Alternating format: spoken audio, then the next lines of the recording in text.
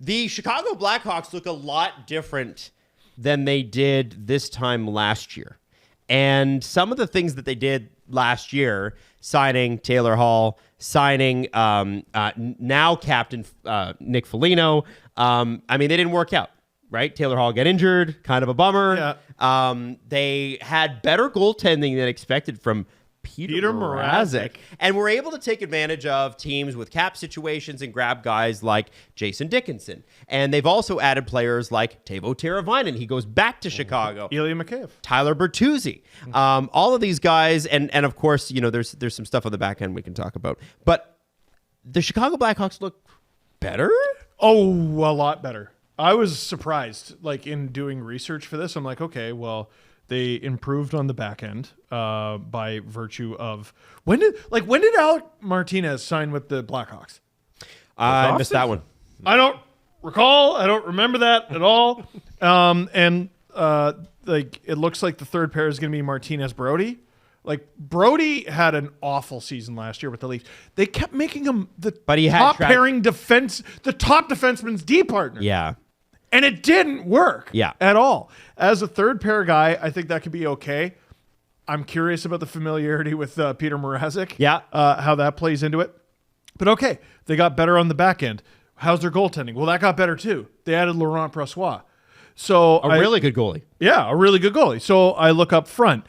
It's like they signed Taylor Hall. Yes. That's how few games he played. Bedard, you expect to take a step. Tyler Bertuzzi was really good. Okay, so there's their top line. Lucas Reichel, he should take a step. Philip Kurashev, he should take a step. Teuvo Teravainen, that's just a good player. Nick Foligno, old. Okay, fine.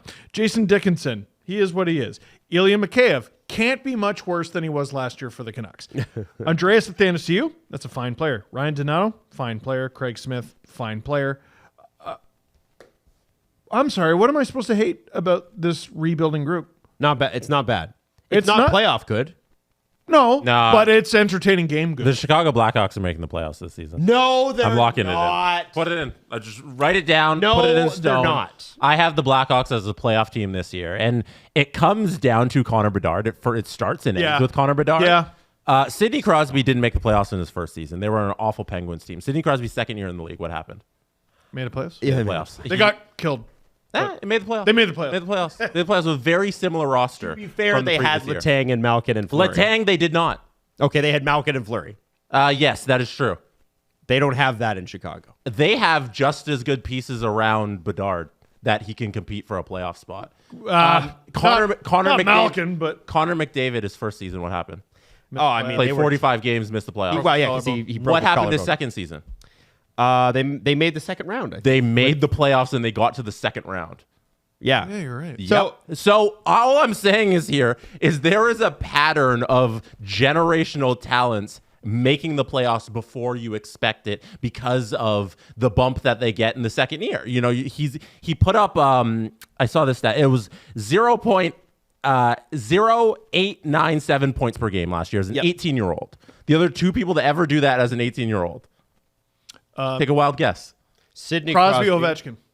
Crosby, McDavid. The two people I'm talking about who took that leap in their second year to make the playoffs. The team that the Chicago Blackhawks were last year, I don't want to hear anything about them. No, it's not They have relevant. 10 new bodies that are going to be in the lineup on opening night. And I'm counting Andreas Athanasiou, who played 28 games, who scored 2 goals, but the previous year had 20-goal season. I'm counting Taylor Hall, who you mentioned, is a free square because he didn't play last year. And Laurent Brossoit, who got injured at the end of August, is going to miss the beginning of the season. But Laurent Brossoit had an incredible save percentage last season and can easily be a good 1-2 tandem with Peter Mrazek. This is a playoff team. Let me tell you something. So I'm not going to go back on it because we've already shot enough previews for the Central Division. Actually, this is the last one. We've already shot enough that I've said where everyone's finishing, and we all know that Chicago's finishing last, according to my prediction. I regret it. There are teams, there are rebuilding teams where you look at them and you go, yeah, that's schedule cannon fodder. They're still rebuilding. They'll take a step or whatever. Like the Sharks. We did a video about the Sharks and we were largely complimentary of the way the rebuild is going, but we're like, at the end of the day, they're not very good. Yeah. Yep. If Chicago messed around and won a bunch more games, I wouldn't be shocked at all. Okay. Now, this is a team that did finish with 52 points. Which is, it's fucking terrible. And to make the playoffs, Jesse, you would need like a 40-point swing. That's fine. 40 points is a shit. 40 points is That's a fine. huge swing. No, that's fine. Yeah? Like, yeah. Okay. You think they're that good? So here's where I think Not even they. It's here's dark. where I poke a hole in the Pittsburgh argument. I think it's good. I don't think it's great, and I'll tell you why. Geno Malkin in his first year in the NHL had 85 points. I don't see if Bedard gets to 85 points this year, and he probably will surpass it. That's great. Who's the backup? Who's riding shotgun with him? Because here's the thing: they've got this kid that there's drafted second overall, Levshinov. Yeah, Artem. I think he's going to make the team. I think he should be on the team. More reason to be excited. Yeah, absolutely. That's great. But like, we don't expect a right shot 18-year-old to score 85 points. Frank Nazar. No, I don't think it's what if he gets in about. there? I don't think it's about equaling the same star power that Malkin provided. I think it's about a combination of Bertuzzi and Athanasiou, and even like Levshinov being on the back end is important if we think he's the star he's going to be, which I do honestly do. Yeah, think he's going to be really good, and you're adding those points from Tyson Barrie and just a collection of Not Tyson Barrie. What did I say? TJ Brody. TJ Brody. Tyson Barrie. TJ Brody. Wrong TB. On the back, wrong X-Leaf T defenseman. Yes. It's about the collection of talent that they've brought in to support somebody who's going to have 100-point season. I don't foresee a guy having 100-point season, possibly scoring 40 goals, having 60 assists, missing the playoffs. Like, with decent goaltending. If the goaltending isn't there, then like forget everything I'm saying. If Mrazek goes Mrazek, I'm saying that the goaltending shows up. That's all you need to support this collection of talent that can easily, in a central division where you can pick off some of the teams here like the Flyers and the Blues and the Wild, they can finish fourth. The central division I look at as kind of have not. I think there's 4 teams that are above it all. Boy, Chicago could be a real disruptor. Yeah, they'll be fun to watch. They will be fun to watch. Screw it all up. They might lose a lot of 1-goal games. Who knows? Yeah. But they'll be competitive. I want to talk. Let's hyper focus on goaltending for a second here, because with teams like this, this is not like a young team. They're not like an old team. They're a mix. Mm-hmm. And on goaltending, though, they are actually veterans, right? Mrazek and Brossoit have been there before. They've put in good years. Mrazek's had some bad years. Yes. And he was good on a really bad team last year, relative to where the team is. Sometimes, though, with a goalie like that, the team surpasses what the goalie is capable of. Do you know what I'm saying? It's like, wow, this team's horrible. He was their best player on a lot of nights. Yeah, but he needs to be busy. Okay. He needs to be busy. He probably will be. If you're good. That's what he needs to be. You look at the defense, and again, you're talking about Alex Vlasic, who was a second-round pick in like 2018, 2017. Good player. Really good player. Huge. Seth Jones, who had a rebound year. They're expecting Korchinski to be better. Connor Murphy is what he is. Yep. Good player. Alec Martinez, TJ Brody, you've got veteran help there. Solid. I don't think... Solid. I don't really think you're do worse. expecting either of those guys to play a full 82. I think, with Levshinov there, you're probably going to have him come in. Yeah. Not against those guys, but like TJ Brody did have a tragedy happen in his family before last season, so you can understand why he might have been totally, off. 100%. And then the Leafs were like, I don't care how bad he looks, let's put him in a position to fail. And I don't think that's going to happen to him in Chicago. I just look at this and I go, this is a team with Vlasic, Korchinski, and Levshinov. That's a lot of rookie. That's a lot of oops. That's a lot of I didn't manage that properly. I was too complicated when should have been simple.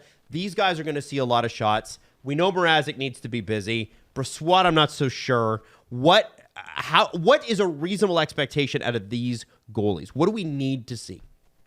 Well, who plays the majority of the games is what I'm confused about. I think they're battling for that. What you need to see is 2 guys who can be above league average playing about half a season, right? And I think it's going to be difficult to get that out of both these guys. Brossoit was incredible last year, very limited time. His whole career has been very limited time. And then can you count on Mrazek literally stealing games for you again? He has no mediocre function. He doesn't. He's the best player you have or the reason you lost. Like, there's no middle ground there. Didn't he win the world championship with like Radko Gudas with the Czech team too? Didn't they have he had a really good World Junior. I remember that. No. I mean, like this past spring. Remember You know what? I think you're right. Didn't they win the? Well, the Czechs won. Was he their goalie? I think he was. Yeah. Why not? With the goaltending, I wonder if by the time this regular season rolls around that they do sign another goaltender, because the Arvid Soderblom experiment wasn't the best last year. He was very great shaky. against the Leafs, though. Yeah, except for against the Leafs, it wasn't great. So with Brossoit out for first couple weeks of the season at least, I wonder if they bring in another goaltender, a vet. There's going to be lots of goalies available on the waiver wire. I think this is going to be a fidgety training camp for them. It's a little crowded, and if they need goalie help, there's going to be lots. And if Lankinen, top of the list. If we're talking about players taking the leap, and you're like, oh, there's no Malkin, I think Korchinski can be that guy. He's a 7th overall pick from 2 years ago who played a full season last year, and now he gets another round in the NHL. We could see him take that leap.